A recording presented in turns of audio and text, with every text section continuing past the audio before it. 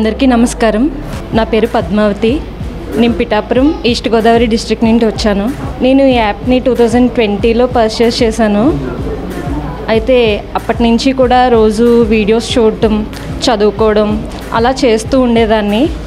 ఏదైతే డౌట్గా ఉంటుందో, కష్టంగా అనిపిస్తుందో ఆ టాపిక్స్ ప్రిపేర్ అవుతూ అవి మాత్రమే వీడియోస్ చూసుకుంటూ అలా అప్పటి నుంచి కూడా కంటిన్యూగా ప్రిపరేషన్ అనేది చేశాను.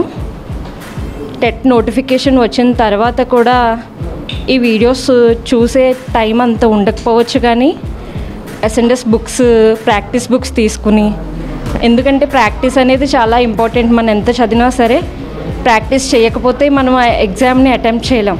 కాబట్టి ప్రాక్టీస్ కోసం నేను ఎస్ఎన్ఎస్ బుక్స్ తీసుకుని రోజు కూడా ఒక పేపర్ నేను ప్రాక్టీస్ చేసేదాన్ని. ఆ మార్క్సే మనకి లాస్ట్కి వస్తుంది. ప్రాక్టీస్ చేసేటప్పుడు మనకి ఏ మార్క్స్ అయితే వస్తాయో లాస్ట్ ఫైనల్ రిజల్ట్లో కూడా అదే మార్క్స్ రావడం అనేది నేను చాలాసార్లు చూశాను.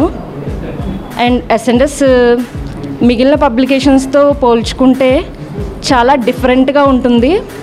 వాళ్ళ అప్రోచ్ కానివ్వండి, ఏదైనా సరే చాలా డిఫరెంట్గా ఉంటుంది. నేను చాలా పబ్లికేషన్స్ చూశాను బుక్స్ అయితే.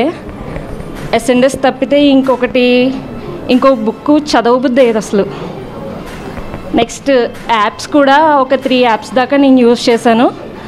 ఏంటన్నది చెప్పను, కానీ ఎస్ఎన్ఎస్ క్లాసెసే బాగా అడిక్ట్ అయిపోయాను. ఆ క్లాసెస్లో ఉన్నటువంటి నిడివి ఒక 1 అవర్ నుంచి 2 అవర్స్ మధ్యలో ఉంటుంది ప్రతి వీడియో కూడా. అంటే ఆ నిడివిని బట్టి మనం తెలుసుకోవచ్చు అదంతా డీటెయిల్గా ఉంటుంది, ఎంత ఎక్స్ప్లెనేషన్ అందులో ఉన్నది అనేటువంటిది మనకి అందులో తెలుస్తుంది. ఈ టాప్ 10లో చూసినట్లయితే ఉన్న ఆడవాళ్ళందరిలోని ఒక అమ్మాయి తప్పితే మిగిలిన వాళ్ళందరూ కూడా హౌస్ వైఫ్స్. దీన్ని బట్టి మనం తెలుసుకోవచ్చు. అంటే ఆన్లైన్ కోచింగ్ ద్వారా హౌస్ వైఫ్స్ ఎంతవరకు లాభపడుతున్నారు అనేటువంటి విషయం మనకి దీని ద్వారా తెలుస్తుంది. అండ్ నేను కూడా ఒక హౌస్ వైఫ్గా నా టైంని మేనేజ్ చేసుకుంటూ, హౌస్ హోల్డ్గా ఉన్నటువంటి పనులన్నీ చేసుకుంటూ ఈ యాప్లో ఒక 2-3 వీడియోస్ చూసుకోవడం, తర్వాత ప్లాన్డ్గా చేసుకోవడానికి అది నాకు ఈ యాప్ చాలా బాగా ఉపయోగపడింది. ఎస్ఎన్ఎస్ పబ్లికేషన్ యాజమాన్యానికి, ఫ్యాకల్టీకి కూడా ఇంత సక్సెస్ఫుల్గా రన్ చేసినందుకు, అందరికీ కూడా మంచి మార్క్స్ వచ్చేటట్టు చేసినందుకు హృదయపూర్వక ధన్యవాదాలు. Thank you.